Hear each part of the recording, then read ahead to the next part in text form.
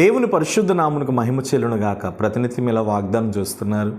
మీకు వాగ్దానాలు ప్రతినిత్యం ఇవ్వడానికి ఎంత ప్రయాస అవుతుందో, ఎందుకంటే సమయం కుదరట్లేదు, సమయం వీలుకరంగా లేదు. బట్ అయినను సరే చాలామంది మీలో ఆసక్తిగా వాగ్దానాన్ని వీక్షిస్తున్నారు.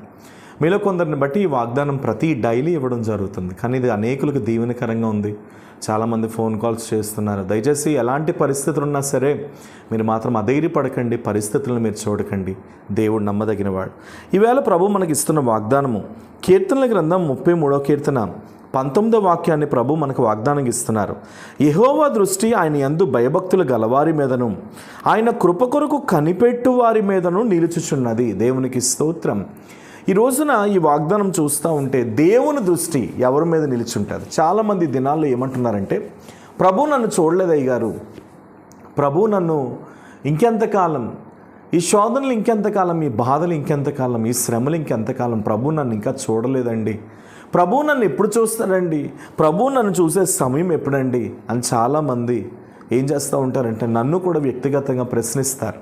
అయ్యగారు ఇంక దేవుడు నన్ను పట్టించుకోడా, డాడీ గారు ఇంక దేవుడు నన్ను పట్టించుకోడా, నానా దేవుడు నన్ను పట్టించుకోడా అని చాలామంది ఏం చేస్తూ ఉంటారంటే నన్ను ప్రశ్నలు వేసినప్పుడు వాళ్ళకి నేను సమాధానం చెప్పలేని పరిస్థితులు కూడా ఎన్నో దినములు ఉన్నాయి. కానీ ఈవేళ ఈ వాగ్దానం చూస్తున్న మీ అందరికీ నేను చెప్తున్నాను, గర్భఫలం లేక, భూఫలం లేక, లేదా కుటుంబంలో పిల్లల మాట వెనుక పరిస్థితులు బాగోక, శ్రమల వలన, శోధన వలన, నిందల వలన, అవమానాల వలన దేవుడు నన్ను చూడలేదని నిరాశపడుతున్న నా ప్రియమైన కుమార్తె, కుమారుడా, ఈవేళ ప్రభు నీతో మాట్లాడుతున్న మాట ఏంటో తెలుసా?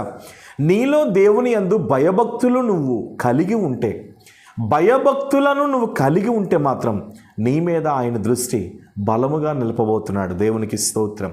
నువ్వేం చేస్తూ ఉండాలంటే ఎప్పటికప్పుడు దేవుని సన్నిధిలో భయభక్తులు నిలిపి బ్రతకాలి, భయభక్తులు కలిగి ఉండాలి. ఒక విషయం మీకు తెలుసా? మనుషులు మనల్ని మరిచినా దేవుడు మాత్రం మనల్ని మరిచిపోడండి. ఎప్పుడు మీరు ఎప్పటికప్పుడు దేవుని సన్నిధిలో భయభక్తులు కలిగి ఆయన వైపు చూస్తూ, ముందు మీలో భయం ఉండాలి. ప్రభు అన్నా, ప్రభు కార్యాలన్నా, ప్రభు సేవ అన్నా, ప్రభు మందిరం అన్నా, యేసు ప్రభు అన్నా సరే ఒక భయం ఉండాలి. ఈ రోజున భయం లేకుండా భయంకరంగా బ్రతుకుతున్నారు చాలామంది ఈ దినాల్లో. వారిలో భయం లేదు. ఎంత భయం లేదంటే త్రాగడానికే కానీ, తిరగడానికే కానీ, అపవిత్రమైన కార్యాలు చేయడానికే కానీ, దేవునికి విరోధంగా ప్రవర్తించడానికి కానీ వారిలో ఎటువంటి భయము లేక వారు ఎలా ఉన్నారు అని అంటే, భయము లేని ఇటువంటి మనుష్యుల వల్లే, కట్టు లేక, నా జనులు దేవోక్తి లేక, దేవోక్తి ఉన్నప్పటికీ కూడా కట్లు లేని ప్రజల వల్ల వాళ్ళు ఏం చేస్తున్నారంటే తిరుగుతూ ఉన్నటువంటి పరిస్థితిలాగా ఈ దినాల్లో ప్రజల పరిస్థితి ఉంది. కానీ ఈవేళ ఈ వాగ్దానం చూస్తున్న మీ అందరికీ ప్రభు సన్నిధిలో చెప్తున్నాను, దేవుని యందు మీరు భయభక్తులుగా నిలపగలిగితే మాత్రం దేవుడు మీ మీద దృష్టి పెట్టబోతున్నాడు. అందుకని యెషయా గ్రంథంలో దేవుడు ఒక చక్కని మాట చెప్పాడు. ఎవడు నా మాట విని వణుకుచుండునో వానినే నేను దృష్టి పెడుతున్నానని దేవుడు చెప్పాడు. దేవుని మాట అంటే ఒక వణుకు నీలో ఉండాలి. దేవుని మాట అంటే ఒక భయం నీలో ఉండాలి. దైవ సేవకులంటే ఒక భయం నీలో ఉండాలి. దేవుని మందిరం అంటే ఒక భయం నీలో ఉండాలి. అలా భయభక్తులు కలిగి నువ్వు నిలిచి ఉన్న నాడు ఖచ్చితంగా దేవుడు నీ మీద దృష్టి పెడతాడు. అదే కాదు, ఎప్పుడు కృప కొరకు కనిపెట్టాలి. చాలామంది స్తోత్ర ప్రార్థన ఉదయకాలం చేయరు. 4 గంటలు లేచి స్తోత్ర ప్రార్థనలో పాల్గొరు.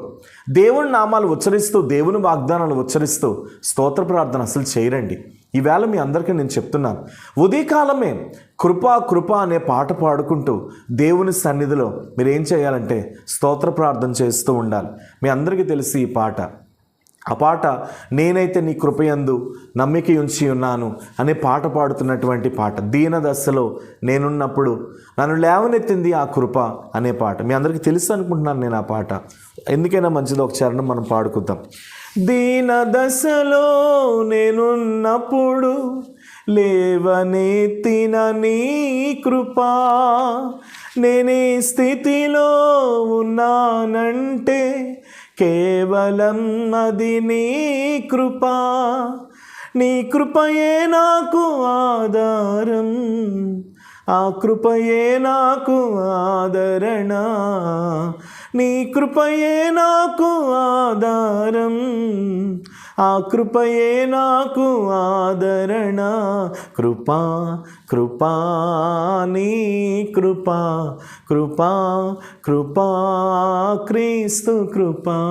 ఉదయకాలమే లేచి ఈ పాట పాడుకుంటూ, లేదా మీకు నచ్చిన పాట పాడుకుంటూ దేవాని ఈ దినమంతయు నాకు కావలసిన కృపను పంపు. దేవా ఈ దినమంతయు నా పిల్లలకు కావలసిన కృపను పంపు.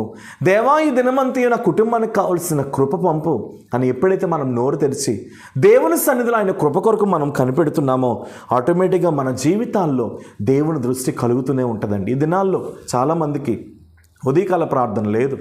ఉదయకాలం లేచి ప్రార్థన చేయలేకపోతున్నారు. బద్ధకస్తులుగాను, నిద్రపోతులుగాను, తిండిపోతులుగాను, సోమరులుగాను, ఉదయకాలమే లేచి దేవుని స్తుతించిన వారు గాను. ఒక విషయం మీకు తెలుసండి, మన ఇంటిలో ఉన్న కోడి కూడా ఉదయకాలం 4 గంటలు లేచి కోతకొస్తారు. మన ఇంట్లో ఉన్నటువంటి పక్షులు కూడా ఉదయకాలం 4 గంటలు లేచి కోతకొస్తాయండి.